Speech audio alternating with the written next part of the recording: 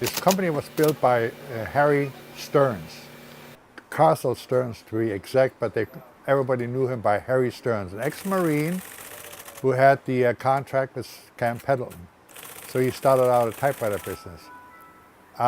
When he was ready to retire, I was fortunate enough to find him this business for sale.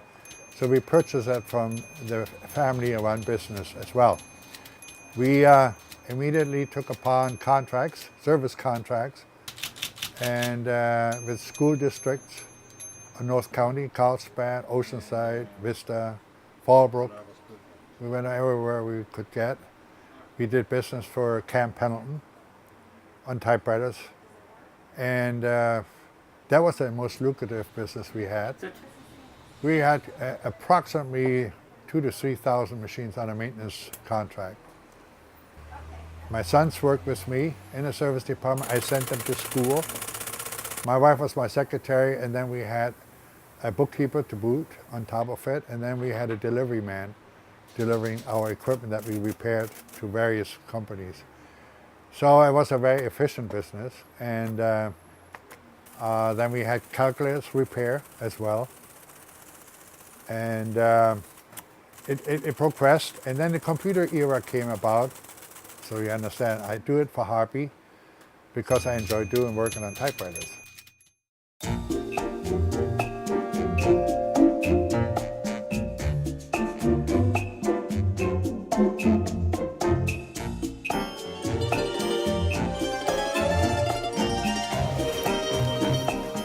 Hello and welcome to Refocus. I'm Tristan Nichols. This week's show, it's all about the theme of dedicated to niche.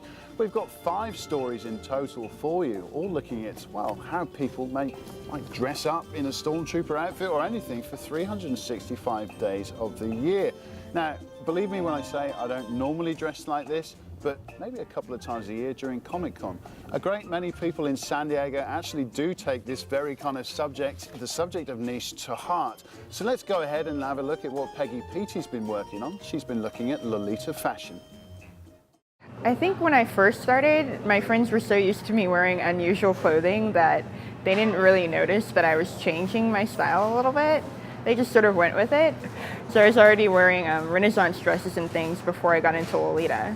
Then I went and I looked up Baby the Stars Shine Bright, and I was just like, I'm in love. I have to wear these clothes. And back then, Baby didn't ship to the United States. It's a Japanese street fashion. So it has a lot of like ruffles and dresses, and it takes a lot from Victorian era clothing and the Rococo era. So there's lots of sort of corsettery and like detailing and chiffon. It's like one of the requirements of Lolita, you have to have the bell shape or the A-line shape up to your skirt, so petticoats are a requirement. Some of them have built-in petticoats like these. They have little ruffles on the inside. Angelic Pretty normally puts those in there. Well, this is Angelic Pretty. These two here, along with this one, this one, this one. This is from Metamorphose. The one I'm wearing is from Metamorphose. It's the same print, but a different version. This is Elizabeth Bride of Death. It's named after, I think, a musical. My first dress was, I made it, my mom helped me make it, and in retrospect, it was pretty square dancey and not very, not exactly 100% indicative of the style. 2/3 of my closet is like Japanese brand stuff, and the other third is stuff that I make myself. So, and I like to, because I don't like to buy things that I know I could make. Solid colors or really simple cuts. You know, I'm not going to spend $300 on them when I can spend $100 on really good quality fabric and do it myself. But then, of course, brands release beautiful prints and fabrics that you can't find anywhere else, and all these exclusive things, and that's when you want to buy those sorts of things. Well, sometimes people will walk up And they'll ask, oh, you look so pretty, you look dressed up, are you going to a play or a party? And I'll say, oh no, I always look like this. The funnest thing though is when small children walk by, sometimes like they'll turn around and the little girls will say, Mommy, a princess! And their mothers will just kind of hurry them along because they don't know how to respond. Or like sometimes little boys will say, Mommy, look, a princess! I want to marry a princess, wait! It's so funny to see the reactions. And then sometimes parents will walk up and like shove their child next to you and say, quick, can we take a picture? And I'm like, sure, I'm not a Disney character, but sure. This is another box of my favorite hats. This is from Alice and the Pirates. So it's one of the more popular Lolita brands in Japan. And then also in here I have a bonnet in a blue chiffon-like material. So this is the one that I wear with my Daydream Carnival dress. This is a tricorn. This is my Alice and the Pirates tricorn. And I actually have a set that goes with this. It's called a Fjord. And they have a vest and a blouse and pants. I just sold the pants because they didn't fit. And whenever I feel like I haven't worn something enough or I don't really like it enough, then I'll just sort of sell it. That's a big part of Lolita is the secondhand sales. It's kind of because it holds resale value fairly well. Some things actually go up if they're very rare, but most of the time things only drop in value maybe 50 or $100. I have two dresses that are not a style that I wear, but I just can't get rid of them because they have like a very strong sentimental value. But others I've definitely sold because I got older and I decided I wanted to wear less pink and more black, and it's like, well, I'm in my 20s, I'm married, I probably shouldn't be dressing like a baby doll anymore, but I didn't want to give up on the fashion entirely, so that's when it just kind of like, okay, I'm gonna wear classic and gothic stuff. So I did sell a bunch of the really cutesy, super cutesy stuff because I just felt like I was too old for it. I know that I've actually really gone out of my way to put this outfit together, and it makes me feel a lot better. I think that's the main appeal to me, and plus the community, being able to make friends that are also into the fashion. That's something I wouldn't normally get with a regular fashion. Yeah, so like normally if you find somebody else who's wearing jeans, you don't run up to them and say hello, and unless they have something else in common with you. But with Lolita, it's such a big thing that if you see another Lolita, you can just sort of run up and say hi and go have tea together, and you just make friends all over the place. I don't really look at normal fashion like normal people do because I don't know what size I am or how to shop in a normal store without measurements. So I just sort of like go in and I'm like, what is this? Is that what normal people are wearing? It's always like a culture shock for me when I go into malls. In San Francisco, they have a Baby the Stars Shine Bright store, and they have an Angelic Pretty store. And I think they have a few other stores up there that are more alternative brands, but they're all sort of like Lolita and Aristocrat and Codona. Those are the various fashion style like offshoots of Lolita. So we have Lolita, and then we have the sort of male style, which is Aristocrat or OG. And sometimes people like to call that Codona. I would definitely say it's growing, especially out here in the West. People are really starting to get into it, and I meet more people who actually know what it is, so that's nice. I think most of my income, I just sort of give like 50% to Lolita, and the rest goes to everything else.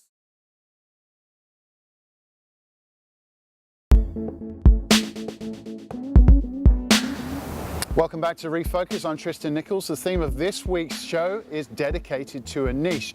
We've got back-to-back stories now, one on dock dogs and the second on people who, well, don't necessarily live their niche, but their characters do. She's shaking at the end of the dock. She just wants to get her toy so bad.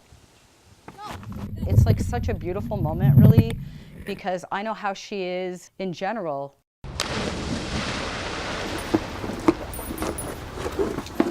She's like a Tasmanian devil, kind of, a little bit.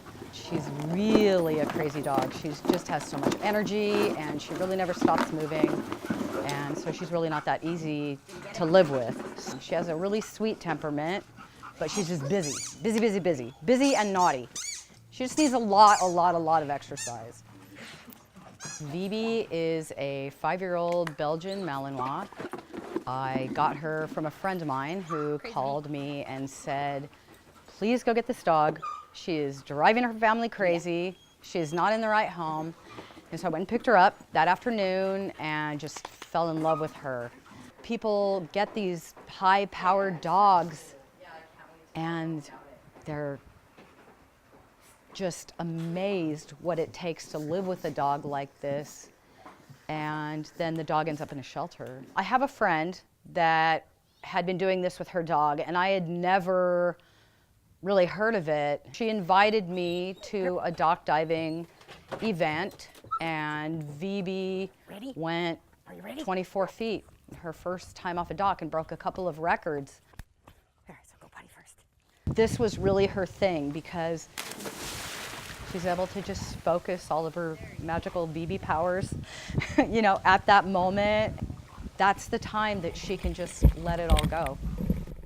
What you want is you want to have your dog run from where they're sitting to the end of the dock and take off exactly at the end of the dock. So basically wrap their toes around the end of the dock and take off. I want to throw it beyond her ability to catch it. So, and she's so cool too, how hard she tries, because she'll be kicking in the air, trying so hard, because she knows, she's like, I can catch it. If I try hard, I can catch it. She's broken the Purina Incredible Dog record 5 times. Her best jump with Purina is 32.3. It amazes me. I walk down to the end of the measure on the dock and I'm just, really? That's far.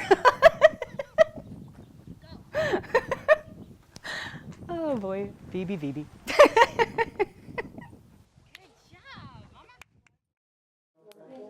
When you walk into a room, you're walking in as yourself. So you've got that 30 minutes in the chair to transform into someone else. They really go, oh, I get my character now.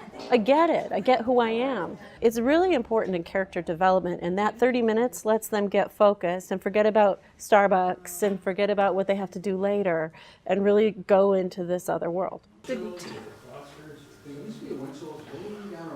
The characters are very eerie. They're a little bit disconnected and otherworldly if you really look at them. And then on top of that, you have another layer, which is the geeks, the freaks, and all of those sorts of looks. And they even have a complex look. They have their I'm on stage and I'm performing for an audience look, and then they have a backstage of the circus tent, which is sort of more a gentler version of who they are. The makeup tells a large part of the story, and with the prosthetics, to change these gentlemen into these extraordinary freaks, it takes you somewhere totally different that I think that you would be able to go without it. Touch the skin with your fingertips. We wouldn't normally put someone in a mask that's that elaborate, that hides their entire face. Normally, we would rely on the actor to use their face and their own sense of expressiveness, even with stage makeup. I think it was an experiment for the folks coming in from film as well, because they'll take 6 hours to get an actor ready into some sort of prosthetic look to go on film, and then they'll focus really close on them. We have seconds.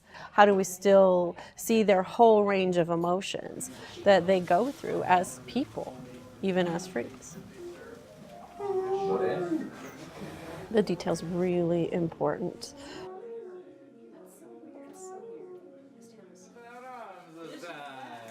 When you see the geek. See you later, guys.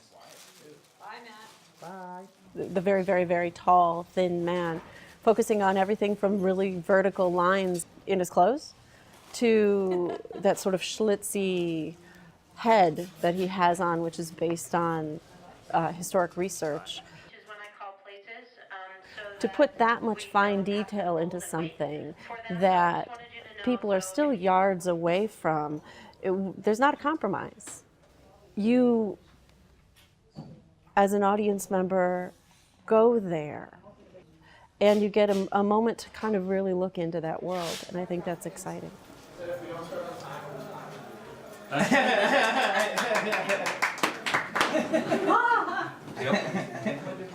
you. Thanks, Matt.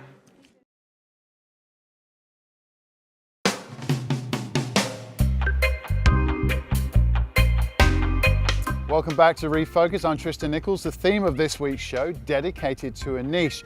Now, James Gregg has got the next story for us. We're taking a look at the Rocky Horror Picture Show and how a group of San Diegans reenact the whole show in a very unusual way. I think it's a human need for everyone to have a place to go to where they feel like they belong. The more you learn about something, the more you want to learn other things about it. If you're skinny or tall or fat or short, or if you're gay or straight or bi, no one judges you. Like someone gets it. Like someone understands why you are the way you are.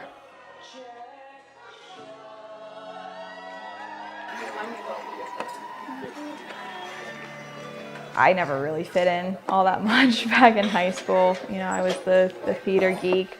I was the one who was friends with her teachers and who liked bugs and way more than people half the time. So I never really kind of had my place to fit in. All right, can I get you ladies anything else?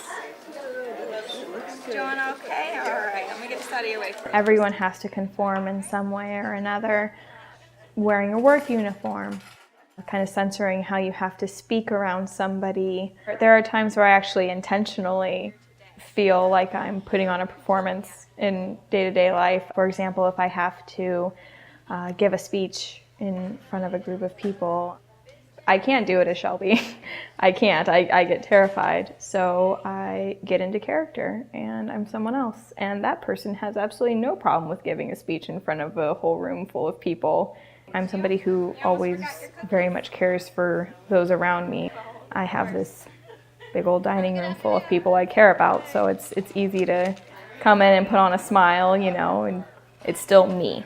It's not necessarily the fishnets version of me, but it's still me. You too. Have fun decorating. Hey, are you ready to start this shit or what? Welcome all you pre-birds, perverts, and mother perverts! To the lewdest, crudest, most disgusting thing you're ever going to find outside your parents' bedroom. Thank you, ladies and gentlemen. Welcome to the Friday Night Show, another Rocky Horror Picture Show. Be our crazed imaginations. You may now scream. It's the highest form of flattery, I guess. Taking something and trying to make it yours. We act out the movie as it happens in front of the screen. Rocky Horror is a spoof on Frankenstein. It was not intended to be a comedy, but like with many campy British movies, it comes across as a comedy. It's not just about moving with the movie like a robot. For us, it's about the characterizations, our interpretation of each of these characters on it. For many of these people, let's face it, it's the closest thing that Broadway will ever get to. It doesn't matter who you are, what you do, or anything like that. You know, it doesn't matter if you're a computer genius or if you're somebody that works at the dollar store. If you feel like you need a place where you could go and belong, that's what I try to create. I dragged a friend of mine along one night and we had obscene things written on our foreheads and we got, you know, smacked on the butt by the cast and I was hooked. I absolutely fell in love. I was excited because I knew that there would be more people there that were kind of like me, even if we were only similar in the misfit sense. When I first started seeing Rocky, I went because my father passed away. My brother took me to see it. It was like 2 weeks after, and it was almost like scream therapy for me. And I was met by a lot of people who welcomed me in with open arms. For me, that changed my life. It was just an overall feeling of relaxation after the night was over. being able to forget the outside world for a couple hours while I was in there, have a good time, and just yell as loud as I want to, and throw things, because you could do that at Rocky. It's normal because I go hang out with my friends on Friday nights. Of course, we're screaming at a movie screen and dancing around in our underwear, but we're hanging out. Once you learn to identify with the people that go to Rocky, it's like being part of a family, just like any other relationship that you have. And Rocky crowds across the country, they have their own differences, but they're all the same. If I go to New York City and I go see Sal Piro's cast, or if I go to Detroit, or if I go to Milwaukee, the audience is the same. The people are the same. The faces and the names change, but the personalities are all there. There's a Cosmo in every city. Believe me, there is. There's a Shelby in every city. It's not about the movie, it's about the people. It's about the atmosphere, it's about the friendships that Rocky brings, it's about the partnerships that get developed over years. You know, I'm probably gonna do Rocky for the rest of my life.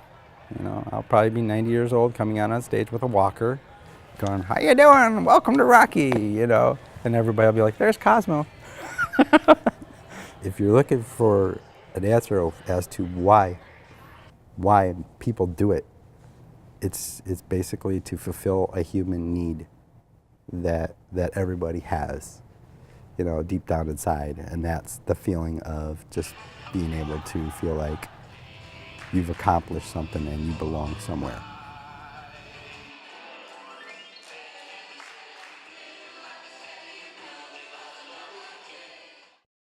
So that's going to do it for this week. We hope you enjoyed this episode of Refocus. All these stories this week were brought to you by James Gregg, Nelsa Pedder, and Peggy Peaty. If you want to watch any of these episodes, again, please feel free to follow us on Facebook and Twitter. But for now, well, we'll see you next week.